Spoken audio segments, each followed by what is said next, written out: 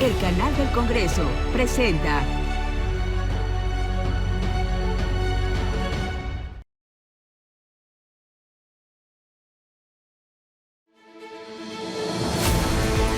Bienvenidos a Vértice Internacional, soy Rina Musali, un gusto saludarlos en este programa que analiza el acontecer mundial.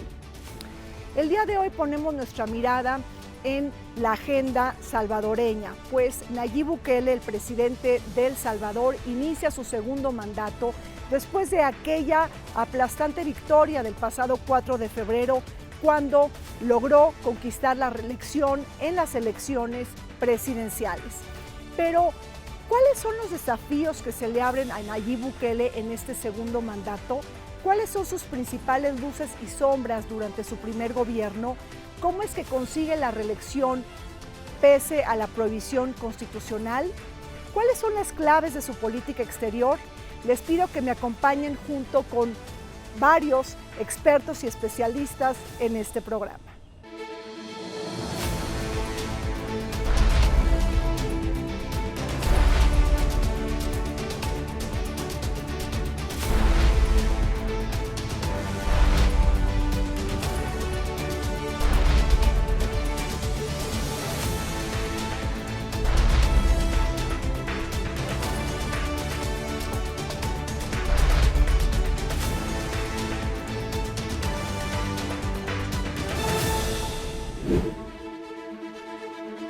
El país más pequeño de Centroamérica está dando mucho de qué hablar en el mundo. Su presidente Nayib Bukele inaugura su segundo mandato presidencial pese a la prohibición constitucional de la reelección, gracias al reemplazo de varios jueces que le dieron la anuencia judicial. Recordemos que Bukele se convirtió en presidente en 2019 después del rechazo de los ciudadanos al binomio político tradicional. Las 4 elecciones consecutivas ganadas por Arena, la Alianza Republicana Nacionalista y el nuevo ciclo inaugurado por la llegada del primer mandatario de izquierda, Mauricio Funes, hoy condenado a 14 años de prisión y refugiado en Nicaragua, seguido de su sucesor, Salvador Sánchez Serén. Bajo un liderazgo nacionalista y autoritario, Nayib Bukele, el exalcalde de San Salvador y antiguo miembro del Frente Farabundo Martí de Liberación Nacional, consiguió una nueva victoria electoral el pasado 4 de febrero, sellando el dominio absoluto en la agenda pública. Nayib Bukele consiguió un nuevo triunfo electoral el pasado 4 de febrero, pese a una prohibición constitucional para conseguir la reelección. Estamos desde el Complejo Cultural de Los Pinos conversando en una mesa de análisis en donde vamos a abordar las claves del escenario político, económico y social de El Salvador. Para ello y para abordar este importante tema nos acompañan el senador José Ramón Enríquez Herrera. Él es secretario de la Comisión de Relaciones Exteriores de América Latina y el Caribe del Senado de la República. Senador, bienvenido. Muchísimas gracias, Rina, muy contento. Los saludo a todos con mucho afecto y cariño y saludo también aquí a quienes nos acompañan, Raúl y Joel. Y también está con nosotros el doctor Raúl Benítez Manaú. Él es especialista en seguridad y profesor del Centro de Investigaciones sobre América del Norte de la UNAM. Bienvenido, Raúl. Muchas gracias, Rina, por la invitación. Saludo a todo el auditorio. Y nos acompaña el doctor Joel Peña. Él es profesor de la Facultad de Ciencias Políticas y Sociales de la UNAM. Bienvenido, Joel. Gracias por estar acá. Gracias por la invitación y un saludo. Senador, ¿quién es Nayib Bukele y cómo es que su partido político Nuevas Ideas sepulta el bipartidismo tradicional? Es un salvadoreño joven que hace política disruptiva, que rompe con la política tradicional en su país, que ejerce el poder de forma distinta, que concentra también el poder y que es muy popular.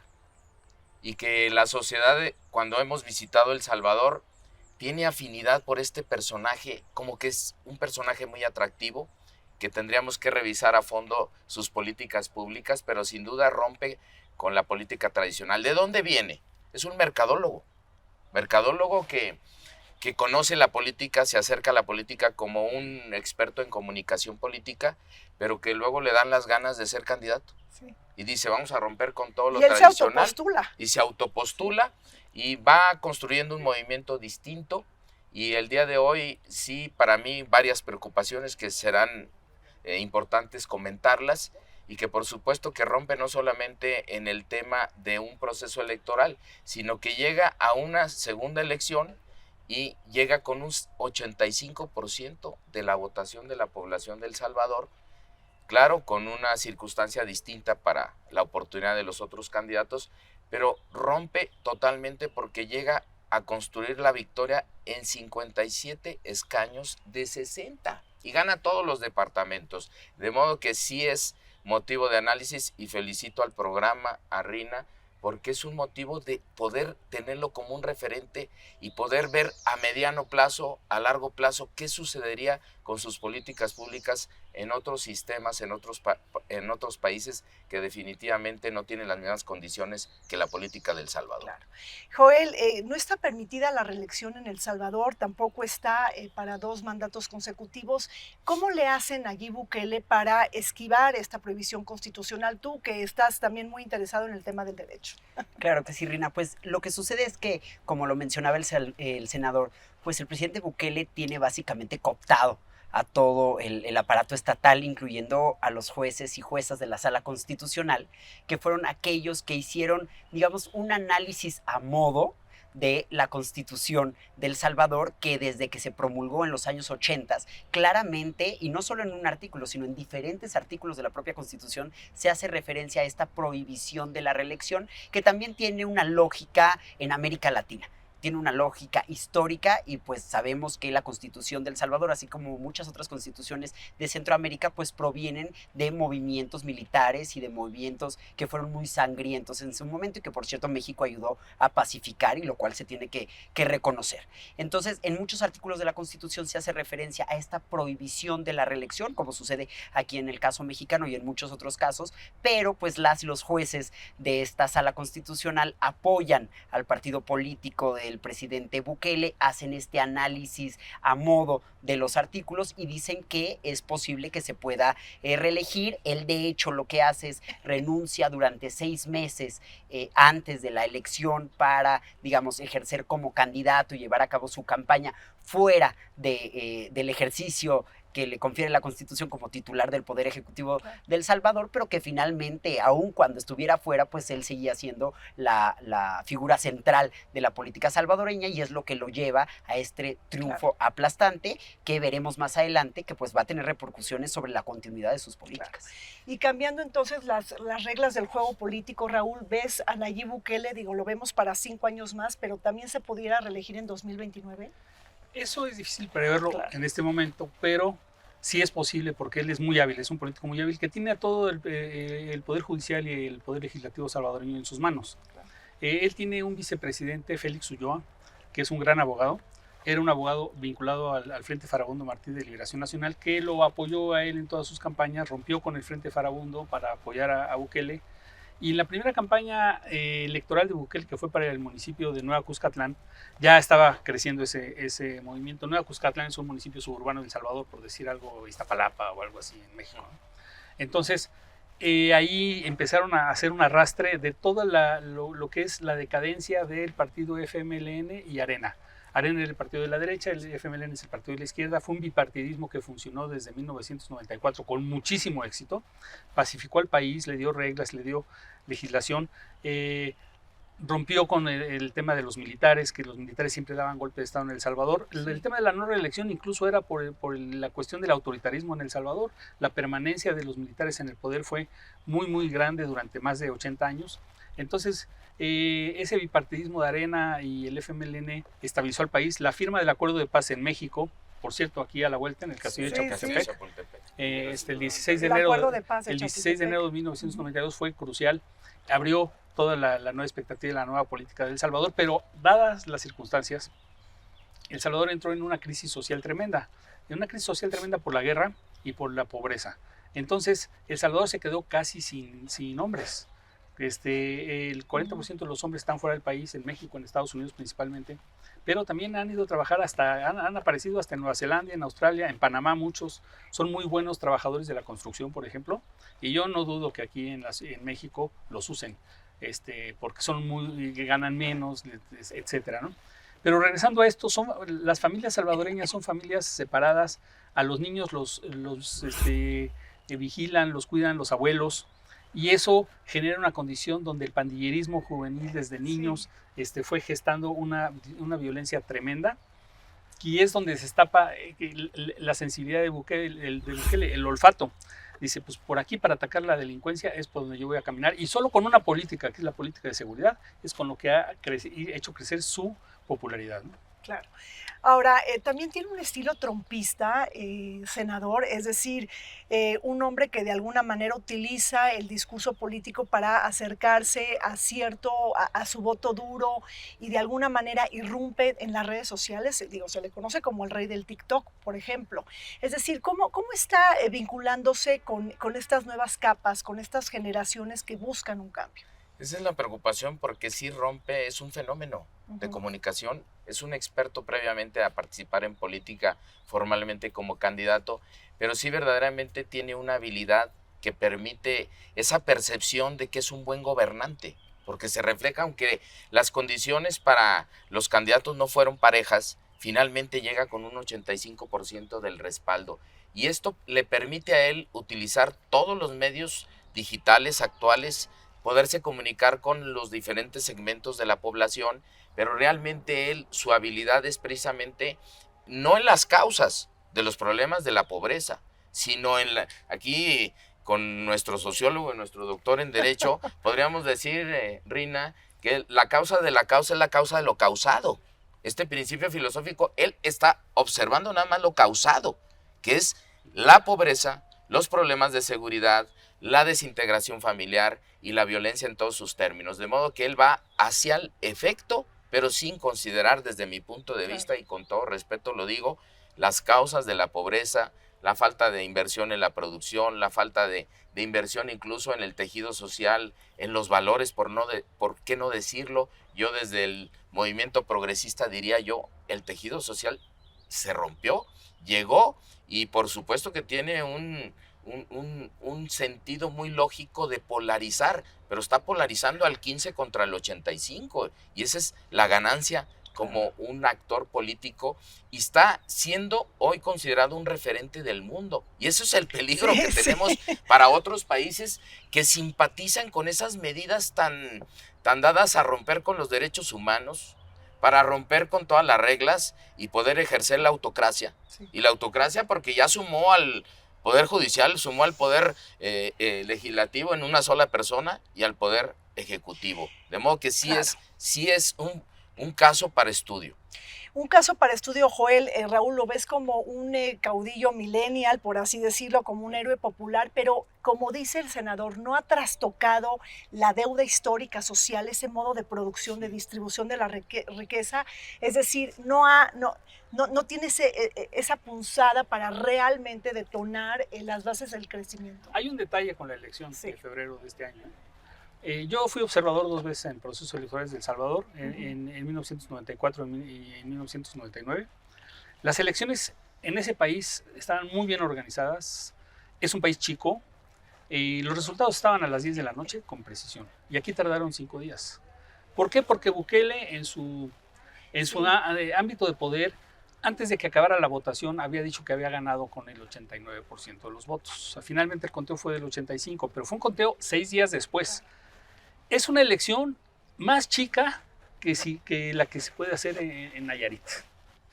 1.600.000 votos. Y no se pudieron contar en 5 días. Entonces, como él hizo una declaración previa de un porcentaje, estuvieron 5 días manipulando la máquina de las computadoras para que se ajustara eso a lo dicho por el presidente. Y eso lo observó todo el mundo, todas las embajadas, todos los observadores electorales. Dijeron, bueno, pero ¿cómo es que 1.600.000 votos, hasta contados a mano, se pueden recontar en 6 horas, con observadores y con gente? Entonces, hubo fraude. Pero bueno, como él es tan popular, los cálculos que había previamente andaban sobre el 70, 75, pero él quería decir, yo arraso. Y en cualquier país latinoamericano, arrasar puede ser hasta con el 40%, 45%. En Estados Unidos, arrasar es el 51%. Y ahí él quería la totalidad de los votos, entonces fue muy extraño. Entonces todos en El Salvador los expertos que saben, es una gran manipulación electoral del Tribunal Supremo Electoral, tenía el control de las personas que estaban al frente de las computadoras, y entonces pues ya nadie pudo decir nada porque ni siquiera permitió la veeduría internacional, no permitió observadores, etcétera, ¿no? Inclusive también hubo problemas con el voto de los salvadoreños en el exterior. Sí.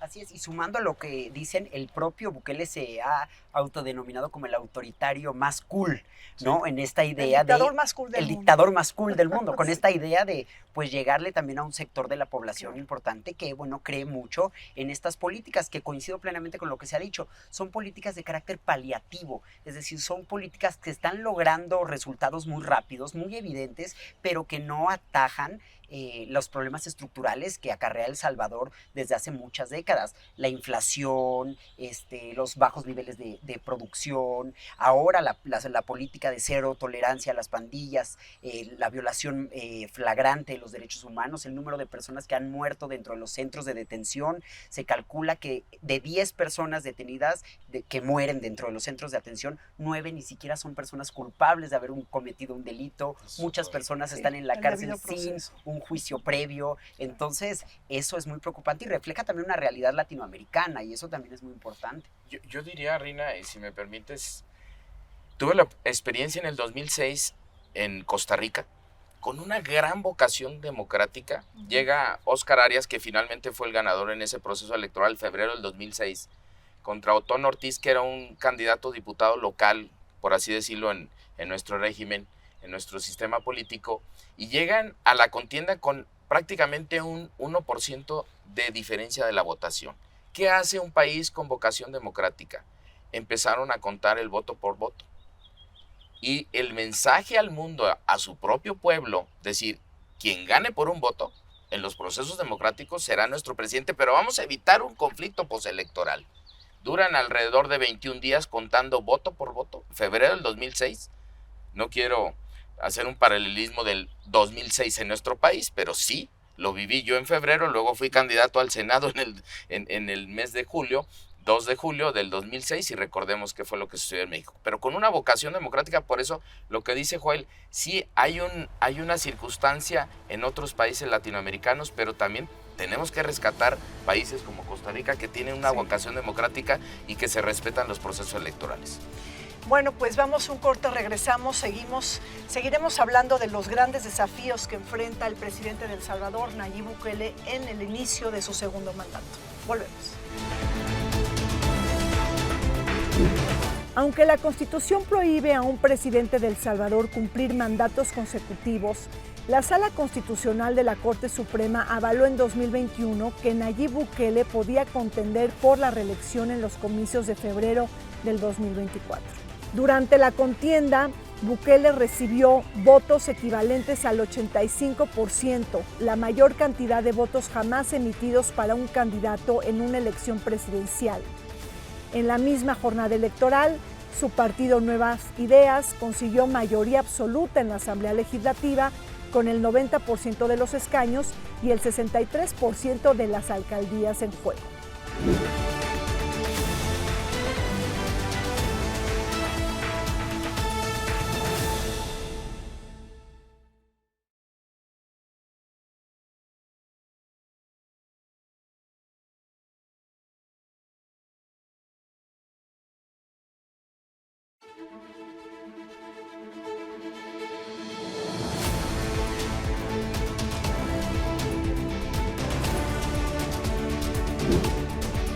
Como presidente de El Salvador, Nayib Bukele ha promovido políticas controversiales para combatir la violencia y la delincuencia del país. Después del fin de semana traumático de marzo del 2022, donde se registraron 87 asesinatos en 3 días, Bukele declaró el estado de excepción, la base jurídica que le ha permitido implementar una política pública de arrestos arbitrarios, confinamiento de libertades y la tasa de encarcelamiento más alta del mundo, pese a haber alcanzado cifras récord en la reducción de la violencia e inseguridad. Precisamente el centro de confinamiento terrorista, la megaprisión construida en 2023, se ha erigido en el símbolo de su guerra en contra de las pandillas como los Maras Salvatrucha y el Barrio 18, cuyo mensaje imprime: cero tolerancia al crimen, que lo han convertido en el presidente más popular de América Latina. Seguimos comentando sobre los desafíos y retos que enfrentará Nayib Bukele, el presidente de El Salvador, en su segundo mandato. Raúl, después de las elecciones del 4 de febrero que hemos comentado brevemente en el primer bloque, pues la oposición queda pulverizada, pero la pregunta es si es sano para una democracia que no haya disputa por el poder. Bueno, es que ya no hay una democracia en El Salvador. Okay. Todos los cambios que ha hecho Bukele lo orientan a un retroceso muy grande en ese país de las condiciones de competencia política democrática. Está saliendo toda la élite intelectual de El Salvador, que era vinculada a los partidos políticos democráticos, al Partido Demócrata Cristiano, al FMLN, al mismo Arena, que tenía líderes jóvenes. Están saliendo del país, están yéndose a vivir a Guatemala, a México están buscando refugio algunos. No como refugiados, están migrando, porque no pueden vivir en su país. Por ejemplo, El Salvador es un país, por la pobreza que hay y por la guerra, que hay una sociedad civil muy vibrante, respaldada por las fundaciones internacionales, fundaciones alemanas, españolas, estadounidenses, canadienses, europeas, de muchos lados del mundo. Bukele prohíbe el financiamiento a esas fundaciones y la gente se está quedando sin trabajo. El principal medio de prensa de El Salvador, El Faro, que es un periódico digital el más famoso de Centroamérica, se tuvo que mover a Costa Rica, que es un periódico increíble, es el que mejor cobertura le daba a todo el trabajo de los migrantes de Centroamérica a México. Hizo reportajes de cómo viajaban los salvadoreños a Guatemala, a México en el tren. Ese periódico digital tuvo que huir de El Salvador porque su director fue acusado por malversar la imagen del presidente. Entonces se están descomponiendo las condiciones democráticas y eso es lo difícil de la situación. O sea, es un sacrificio de la seguridad por la democracia. Adiós la democracia y primero la seguridad, ¿no? Y en términos de seguridad, senador, ¿qué logros ha conseguido en Nayib Bukele? ¿En dónde podría colocar usted sus grandes atribuciones o lo que realmente le ha dado a la gente? Bukele ha entendido y ha percibido claramente lo que piensa, lo que siente, las grandes preocupaciones, la ansiedad que tenían las familias por tanta violencia, la pobreza y violencia como un binomio, y es por supuesto que es donde planea seguramente qué hacer en su primera etapa como presidente. Trata de negociar con los cárteles, con los cabezas del crimen en El Salvador, y en esa parte ve que no hay un efecto rápido y es donde toma una decisión más autoritaria, donde dice el ejército a las calles, va a hacer un barrido, detienen a muchas gentes inocentes, está documentado, y realmente es la gran preocupación. Y como decía Raúl, finalmente una sociedad tiene que pensar en un equilibrio entre lo que son las libertades y la propia democracia. No podemos perder los derechos a cambio de sentir que tenemos una sociedad viviendo en paz. Yo creo que es muy difícil evaluar en este momento todavía. Sí estuve yo presente en El Salvador como senador, tengo la gran oportunidad de ser presidente de la Alianza del Pacífico y siempre estamos tratando de tener una conexión con otros países. Formamos la 8ª economía del mundo, pero México es un referente y el estar en El Salvador nos permitió evaluar 2 proyectos que tiene México de inversión con jóvenes y con productores del campo, que seguramente posteriormente lo podemos comentar. Pero el tema de seguridad es un tema tan difícil de evaluar en El Salvador, porque hoy, tan sencillo como decir cómo se está catalogando los homicidios, cómo se están clasificando las desapariciones, porque si las desapariciones están aumentando pero no están documentadas, pues entonces estamos pensando que los homicidios están reduciéndose. Pero lo que hemos vivido en El Salvador, en una plática, escuchando a la gente, la verdad es que con tanta preocupación de la violencia que tenían, las familias decían, también hay que decirlo, estamos descansando. Algunas de las familias decían, ya tenemos a nuestros hijos detenidos. Es terrible eso decirlo por parte de un padre, una madre, que decían, es que el lunes nuestro hijo lastimaba a la hermana, el martes a la tía, el miércoles al vecino, y hoy, pues no sabemos si es lo mejor, pero estamos más tranquilos, y eso es una gran preocupación, porque sacrificar las libertades, los derechos, por tener una paz periódica, transitoria, porque ¿qué va a pasar a largo plazo? ¿Qué va a pasar con nuestra sociedad en Latinoamérica y en específico con El Salvador? Joel, ¿cómo estás viendo el tema del combate a las pandillas? ¿Bukele las ha logrado borrar del mapa o más bien están desactivas? Es decir, es como una especie de estado paralelo que está como anestesiado. ¿Qué puedes comentar? Yo creo que coincido con el diagnóstico de que están paralizadas. ¿Por qué? Porque si nosotros analizamos la situación económica y social de El Salvador, vemos que hay un lento crecimiento económico, no hay mucha inversión extranjera directa, alrededor del 30% de la población vive en pobreza, sin contar a la pobreza extrema. ¿Eso a qué lleva? Pues a violencia, a migración, pero también al reclutamiento de muchos jóvenes a estas pandillas que han tratado de desaparecerse, pero que sabemos forman parte del tejido social de El Salvador.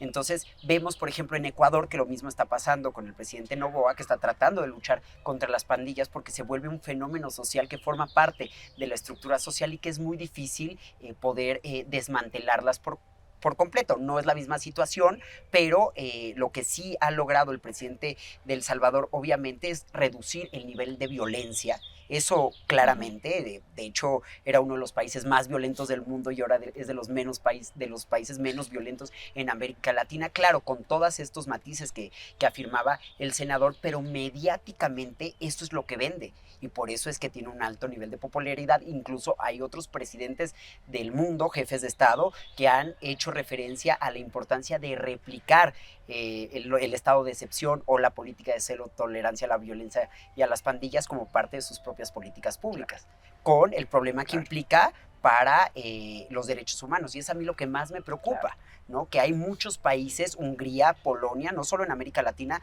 donde la población está totalmente consciente de que está renunciando al ejercicio de sus derechos humanos por recibir a cambio cosas que el Estado por naturaleza tendría que ofrecer. Y no se pueden las dos, es decir, mano dura y además respeto al juego de libertades y derechos, Raúl. Se ha intentado en varios países sin éxito, hay que decirlo. Lo que pasa es que Bukele fue muy exagerado. O sea, Bukele está haciendo juicios sumarios. ¿Qué pasa con El Salvador? Es un país muy caluroso, es como estar en el estado de Guerrero, en el estado de Chiapas en estos meses de la temperatura. Entonces todo el mundo va con camisetas, con shorts, y si tienes un tatuaje y tienes cara de pobre, vas a la cárcel. Entonces los agarran, los tratan de vincular a actos delincuenciales, no les encuentran las evidencias y se están haciendo juicios sumarios con las personas que están ingresando al CECOT, al Centro de Confinamiento contra el Terrorismo. Al mismo tiempo a la delincuencia le llama terrorismo Bukele, y es lo que justifica la ley del estado de sitio para poder entrar a casas sin orden judicial, destruir el estado puertas, de excepción que lo ha prolongado una y otra vez. Que lo ha prolongado 2 veces, y yo creo que lo va a prolongar cada año. Entonces, por ejemplo, el abogado principal que está haciendo todo esto es el vicepresidente Félix Ulloa. Y él ha dicho, cuando eran las elecciones, él ha dicho, la democracia no le sirvió a El Salvador para nada. No le sirvió a la democracia ni la paz para resolver los problemas de pobreza de la gente, no generó la problemática de la seguridad. Por lo tanto, estamos desmantelando la democracia para ver si podemos resolver por lo menos algunos de esos problemas. Así lo habla de claro y de explícito. O sea, están explícitamente cambiando la Constitución de El Salvador, que estaba muy a modo con muchas constituciones de América Latina en torno a la cuestión de los derechos, pues por el tema del CECOT. Ahora, ¿qué va a pasar con los prisioneros que están en esa cárcel? Como muchos no tienen juicio ni sentencia, van a tener que salir poco a poco, ya están empezando a salir. O salen muy mal y muy arrepentidos de que fueron delincuentes, o salen y regresarán algunos múltiplemente enojados, multiplicado por 3, con resentimiento, y algunos no eran delincuentes y se vuelven delincuentes en venganza a lo que les hicieron en el CECOT, porque en el CECOT está en el departamento de San Vicente, es uno de los lugares más calurosos de El Salvador. Los ponen en las planchas de cemento, de rodillas, con las manos atadas atrás, 2 o 3 horas a que tomen el sol con unas camisetas blancas. Y eso es una violación total de sus derechos humanos. Imagínate a 40 grados de temperatura en la plancha del Zócalo, tomando el sol. Bueno, esa es la lección que él les da por ser malos, pero ¿cómo verifica que fueron delincuentes? Es la gran pregunta, ¿no? Y bueno, también tenemos toda la problemática, senador, es decir, ya dijo Joel que sí se transitó de un país violento a uno pacífico, pero por el otro lado también tenemos que entender que es decir, no se logra eso porque no se reinsertaron ni se desmovilizaron, que sería como el indicador para saber si hubo un éxito en su política de seguridad. Es decir, ¿cómo ve esa situación? Yo creo que aquí habría que hacer un overview del mundo. ¿Qué enfrenta el ser humano actualmente? ¿Qué problemáticas para luego llegar al tema de Latinoamérica? Yo creo que hay tres temas que tiene que enfrentar el ser humano. El primero es la desigualdad y la pobreza. El segundo de los grandes problemas es la violencia en todas sus formas. Y el tercero es el cambio climático y el deterioro del medio ambiente. Ojalá y pudiéramos tener ese concepto de las 7 etapas de la globalización. Hoy vivimos un mundo globalizado, mejor informado, el siglo XXI, el siglo del conocimiento, y por supuesto que esto no encaja en un mundo inteligente, en un mundo donde los derechos humanos se respeten, donde haya democracia, donde se respete al ser humano y donde podamos nosotros construir un mejor país, pero sobre todo con una gran visión, con sensibilidad, emoción social, pero sobre todo con rostro humano. Entonces esto es muy difícil de poder tanta contradicción, y la parte económica que incluso la fuimos a revisar con los programas de Construyendo el Futuro y Sembrando Vida, y donde los programas son exitosos. Amexit, que es una parte importante de nuestra Secretaría de Relaciones Exteriores, están muy al pendiente, operadores mexicanos, de que estamos nosotros ayudando económicamente con una beca a quienes no tenían trabajo, no tenían estudio, y que hoy los vemos incorporados al mercado de trabajo y que eran 10,000 por año. Y que ojalá y pudiéramos nosotros tener esa capacidad como México, ya que fuimos parte de la historia de la reconciliación de esa sociedad del Salvador en enero de 1992, aquí en el Castillo de Chapultepec, lo decía Raúl. Yo creo que es parte de lo que tenemos que tener, esa sensibilidad de poder estar viendo que hay cosas que no se tienen que replicar, aunque sean muy atractivas para algunos gobernantes, y que la gobernanza es muy distinta a lo que estamos viendo en El Salvador. Tenemos un gobierno autócrata, pero con muchas simpatías. Entonces es muy difícil hasta en una mesa hablar mal de él. Porque dirían alguien que de los que nos van a ver, oye, pero nosotros tenemos en nuestro país problemas muy grandes en nuestro país, y hay que decirlo. Tenemos un país hoy en día muy complejo, con capacidades económicas de la delincuencia extremadamente poderosas, y donde hay espacios donde hemos perdido la paz. Entonces, pues es difícil. A veces en esta entrevista, Rina, sí, nos pones en un aprieto, porque, pues imagínate, cuando nada más leen un título, alguien de otro país, y dice, oye, es que se está resolviendo el problema de la inseguridad en El Salvador, pues vayan a ver y replíquenlo. Las condiciones son totalmente distintas.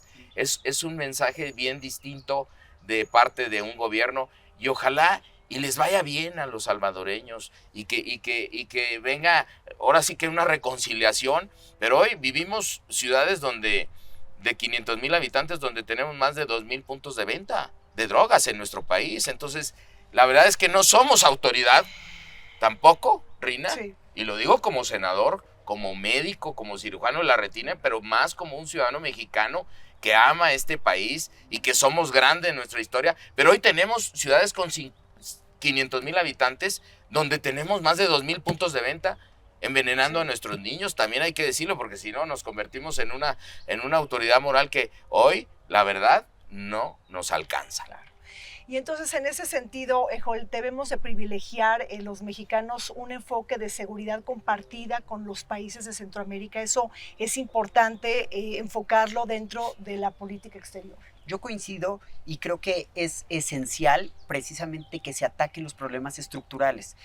Si nosotros analizamos la política pública de política exterior de este sexenio, veremos que muchas de las ideas precisamente se relacionan con esta idea de ayudar a los países centroamericanos a tratar de mejorar sus condiciones económicas, sus condiciones sociales, en primera instancia para evitar los flujos migratorios, que sabemos que es el tema más candente, sobre todo en épocas político-electorales, tanto en Estados Unidos como en México, y que tenemos una presión de Estados Unidos por tratar la migración y por tratar de frenarla para evitar todos los problemas que esta podría conllevar. Pero efectivamente es necesario adquirir una dimensión de seguridad y de proteger los derechos humanos de una perspectiva amplia, es decir, apoyar precisamente a los países centroamericanos, como lo ha hecho México con estos dos programas y con la iniciativa Yucatán y con otros programas que se han tratado de llevar a Centroamérica para ayudarlos y para tratar de mejorar las condiciones sociales para evitar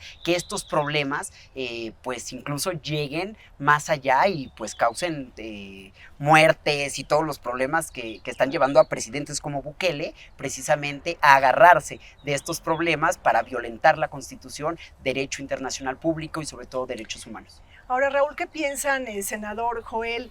¿Se debe de pactar o no con las pandillas? ¿Es una cuestión de principios o una cuestión de ideología? Sobre todo pensando un poco cómo se maneja en América Latina.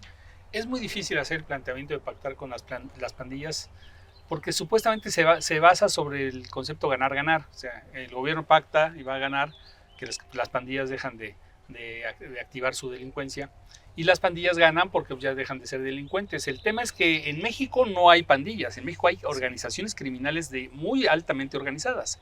Entonces es distinto pactar con los pandilleros, sí, claro, que con una organización altamente organizada. Las pandillas estas que están capturando en El Salvador, que son masivamente Maras, barrio Maras, 18. el barrio 18, todas ellas que se calculan ahora por estar confinados más o menos en el 1% de la población del país, tenían armas de corto alcance, cuchillos, navajas, asaltaban a la gente en los mercados populares. El sector que atacaban más era el de los autobuses del servicio público.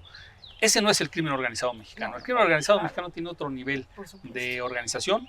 Entonces, decir voy a pactar con el crimen organizado es casi afirmar que te van a ganar, que el crimen te va a ganar y además te vas a ganar la enemistad de una parte importante del mundo.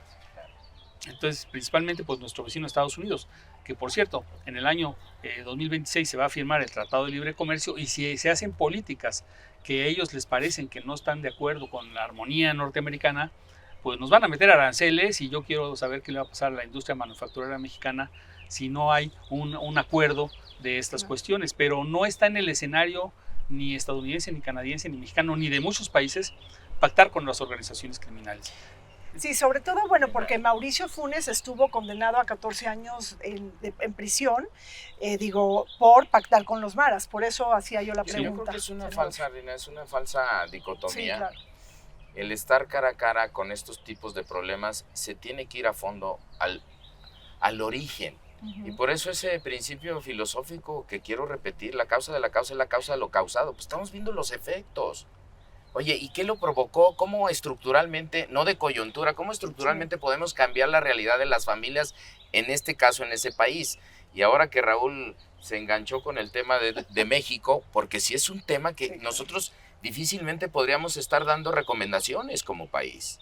Yo creo que tenemos tan complejo el país que sí necesitamos comprometernos con el tema de las causas, el tema de generación de oportunidades, el tema de incrementar el tema del instrumento de la educación, el tema de mejor sistema de salud, hay que decirlo. Yo estoy en el movimiento progresista, pero necesitamos avanzar muchísimo más rápido y dar resultados más rápidos para que podamos seguir avanzando. Somos la 14ª economía del mundo y hoy tenemos en observación a estos países donde dicen, oye, ahora están viviendo en una falsa paz.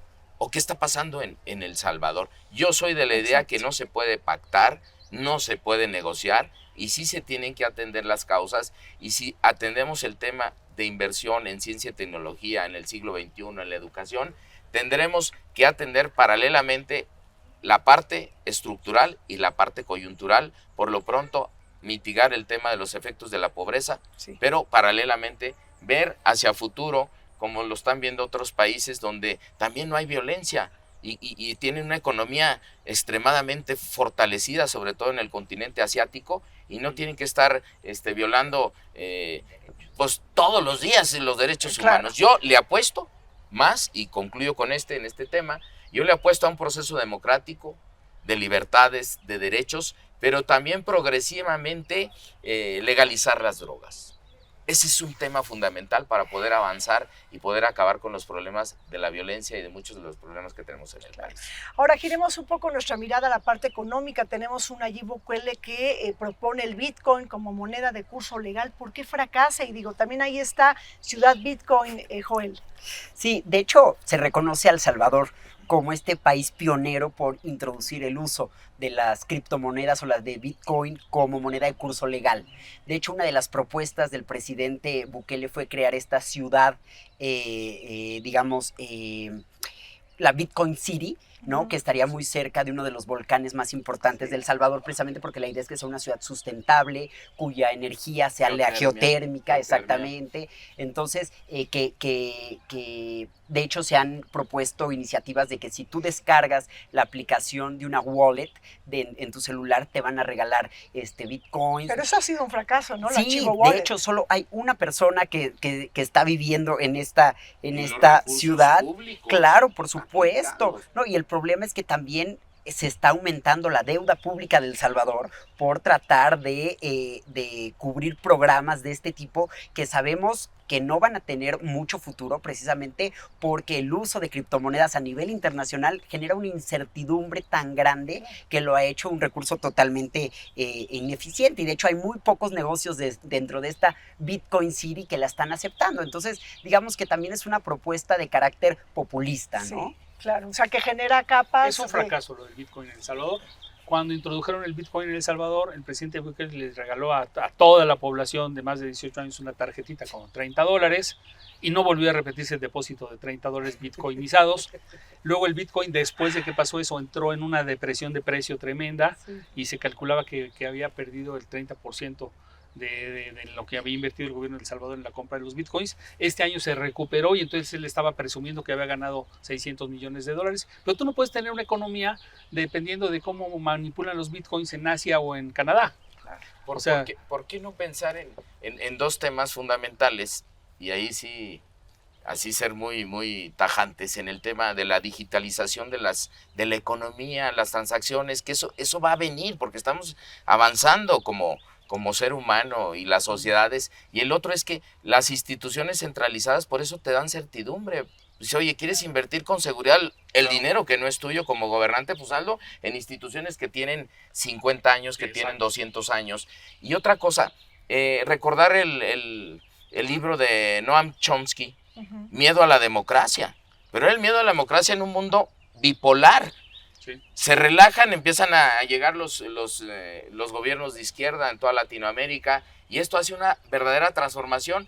Ahora era el miedo a la democracia en El Salvador, pero de distinta forma y de distinta óptica. Entonces sí es motivo para poder revisar la democracia en el mundo, y quienes piensen que la democracia no genera bienestar, creo yo que están equivocados. Ahora, un pequeño comentario de esto de la tarjetización de la economía y la supresión de los billetes y todo eso, ¿no? En Suecia hubo una ley que quitó la moneda hace como 3 años. Ya la echaron para atrás, porque hay gente que está ahorrando en euros por el hecho de que puede haber una guerra y que lo único que te asegura que tu dinero va a valer no es una computadora ni tu tarjeta de crédito, es el dinero en billetes en tu cartera. Entonces la echaron para atrás y los suecos están ahorrando en euros billetes, no en euros en cuentas bancarias. Entonces, cuando se acerca un síntoma de peligro, como es en Suecia, tienen al lado la frontera con Rusia, pues la gente se protege con lo más tradicional que hay. Antes era el oro y los anillos de oro, ahora son los billetes de monedas duras. Claro. Y hay solo 2 monedas duras, el euro y el dólar, y la tercera va a ser el yuan chino. Pero el yuan chino todavía no lo conocemos como moneda de intercambio en billete, ¿no? Que solo en China se mueve y en Rusia ahora va a empezar, ¿no? Claro. Ahora también hay que tomar en cuenta que El Salvador vive de las remesas, el 24% de las remesas, senador. Que no se generan en el propio país y que es la fuerza de trabajo que contribuye a otras economías, principalmente Estados Unidos, y que es así, religiosamente llega a El Salvador y que mantiene cierto nivel de consumo, cierto nivel de ocuparlo en los temas básicos, que no resuelve el problema totalmente de su economía, pero sí es una gran cantidad de salvadoreños y seguramente ya rebasan la mitad de la población que vive en El Salvador. Nos decían, más de 3 millones de salvadoreños en el exterior por las condiciones que se crearon, que por la pobreza y la migración que no se ha resuelto, pero que es un tema que debemos de enfrentar como mundo, porque hoy los problemas son globales también, Rina. Ya no son problemas en una parte del mundo, muchos de los problemas se han convertido en problemas globales, como es la propia inseguridad, el problema de los cárteles, el tema que tanto incide en muchos de los países de Latinoamérica. Me decían en Chile, estamos preocupados porque están llegando grupos organizados de la delincuencia, hasta la Patagonia. Entonces entendemos que ya los problemas son globales y que también las soluciones tienen que ser desde alguna parte de la solución también globales. Vamos a un corte, regresamos, no se vayan.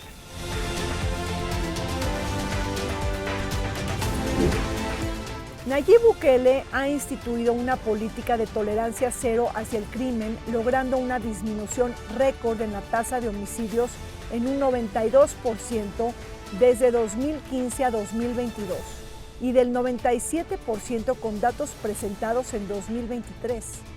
No obstante, organizaciones de la sociedad civil y los defensores de derechos humanos advierten que esta seguridad ha tenido un alto costo con un estado de emergencia continuamente extendido que lo ha orillado a arrestar a presuntos pandilleros de manera arbitraria y sin el debido proceso. Se estima que más del 1% de la población del país está encarcelada en un sistema penitenciario con enfoque punitivo.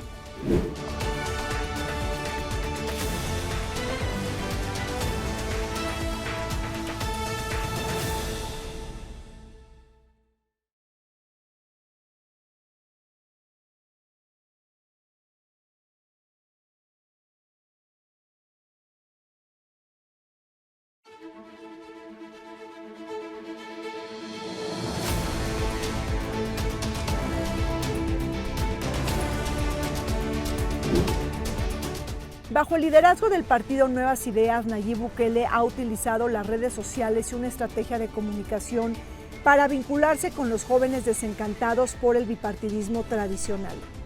Conocido como el rey del TikTok, propuso adoptar el Bitcoin como moneda de uso legal en un país donde el 70% de la población está excluida del sistema financiero y en donde la billetera electrónica, la Chivo Wallet, fracasó.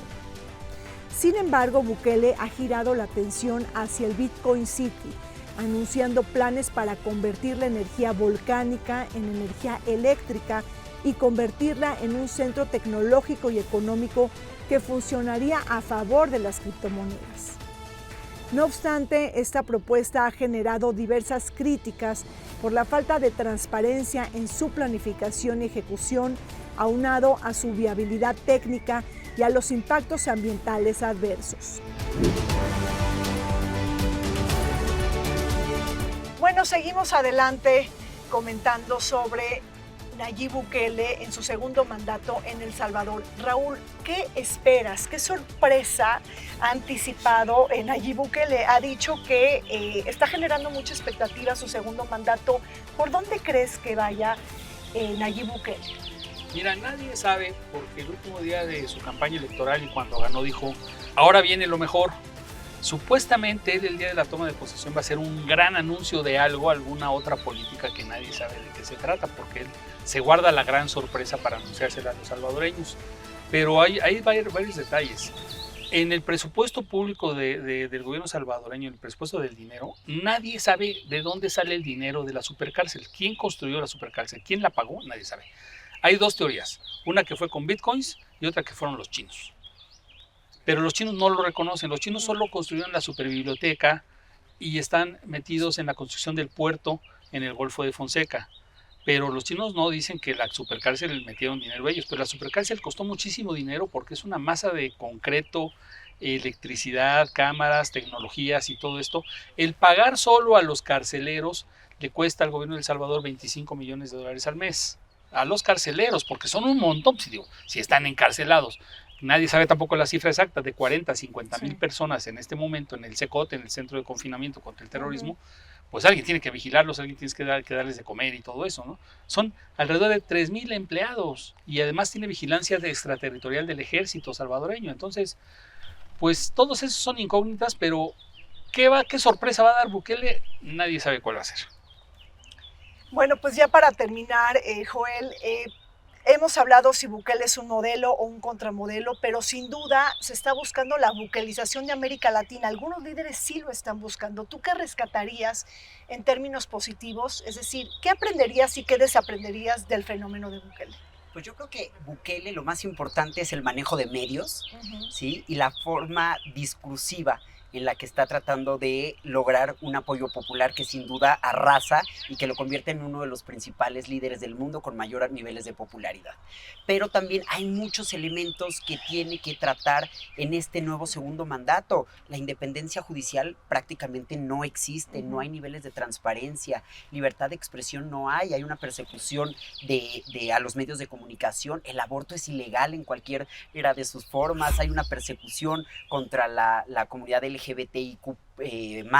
entonces hay muchos pendientes que van más allá de la seguridad. Una cosa es la seguridad de calle, evitar a las pandillas, evitar el robo a casa habitación o el robo con navaja, pero otras cosas son problemas estructurales que si no se atienden de manera correcta van a llevar a la población de El Salvador a vivir un escenario mucho más complejo cuando Bukele, pues digamos, terminará en algún momento su presidencia y él ya tiene su vida hecha. Entonces yo creo que tiene que pensar en el futuro de la población salvadoreña atacando problemas estructurales. Eso es clave. Su conclusión, senador. Rina, yo creo que es importante que visualicemos nuevamente un proyecto de país con las causas, atender los problemas. Y en política no hay sorpresas, hay sorprendidos. De modo que la verdad es que es muy popular, irrumpe, seguirá siendo un actor en la política mundial y es una lección para nuestra clase política. Sí. Más que criticarlo, más que definirlo, yo creo que es una crítica que debe recibir la clase política porque la gente se cansa. El pueblo se cansa de que no hay resultados. Yo quisiera ver mejor esa sorpresa en mi país y también en El Salvador, donde hablemos de seguridad, de economía, de transparencia y rendición de cuentas, de infraestructura, de política social, infraestructura productiva, que hablemos del Sistema Nacional de Salud único y universal, que hablemos de la educación para todos con una cobertura universal, pero hoy tenemos el 28% de los jóvenes entre 18 y 25 años con la oportunidad de ir a una universidad de educación superior. ¿Qué quiere decir esto? Que el 72% desde que nacen el día de hoy las condiciones, tenemos que mejorar esas circunstancias y a mí sí me gustaría ver a un Bukele atendiendo la política social, atendiendo el binomio indisoluble de la educación y la salud, atendiendo problemas que tienen ellos y que si ya controló esa violencia tan exacerbada, pues hoy tenga la oportunidad y la sabiduría, que tenga la sabiduría de poder encaminar a un pueblo que necesita de un buen gobierno. Pero recibimos el mensaje y la clase política de México tiene que renovarse, tiene que pensar diferente, tiene que hacer política diferente a la política tradicional de la política que hemos vivido en los últimos años. Hemos tenido un gobierno, ahora yo pertenezco al movimiento progresista, donde ha habido avances, pero requerimos mucho más avances, sobre todo entendiendo el mundo globalizado, el siglo XXI, para que todos podamos tener oportunidades en nuestro México tan amado y tan querido. Pues muchísimas gracias al senador, a Joel y por supuesto también a Raúl por este espacio. Seguimos adelante con el programa, no se vayan y recordemos que El Salvador estuvo viviendo 12 años de guerra civil y que inauguró su democracia en 1992 y sobre todo lo que decía el senador Enríquez, el tema de los acuerdos de paz de Chapultepec de hace varias décadas. Seguimos adelante.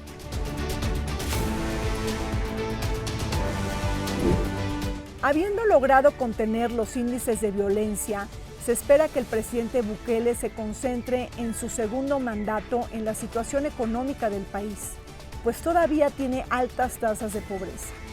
En 2021 y tras la contracción de la pandemia, la economía creció un 11%, pero esta se moderó hasta llegar al 2.6% en 2022 y 2.7% en 2023.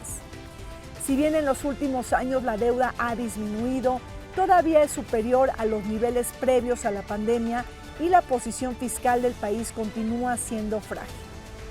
Por otra parte, los altos niveles de migración saliente desde hace mucho tiempo atrás han creado una economía muy dependiente de las remesas que representaron el 24% del PIB en 2023. Llegamos al fin de Vértice Internacional. Me despido de ustedes agradeciéndoles su atención y compañía, y también aprovecho para agradecer enormemente al Complejo Cultural Los Pinos por todas las facilidades para grabar en estas instalaciones. Hasta pronto.